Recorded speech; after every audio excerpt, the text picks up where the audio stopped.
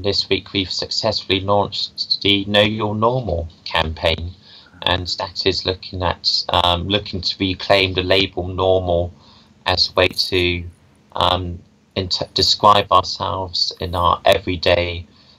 behaviour and likes and dislikes, and what we do as a way that might not be necessarily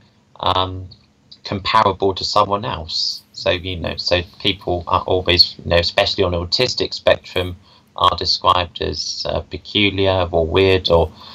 some terms that are much more offensive and a bit more explicit sometimes. So that's the ethos of the campaign, why we are using the word normal, so everyone's normal is individual and particular to them, but also looking at how that autistic behaviour is not necessarily the same as a mental health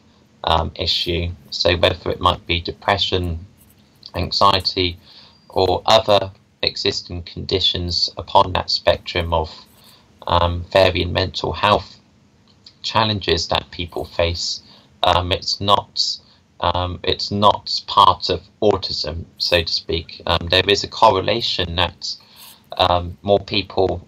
who are autistic will develop a mental health condition. There is research to evidence that people are much more vulnerable in this respect, but the correlation is not necessarily the same as a conflation of that mental health and autism are by and part the same thing, that you can develop comorbidity within mental health conditions, but some people are in the mindset that, and especially the media as well, some of the mainstream media describe autism, those who are autistic as suffering or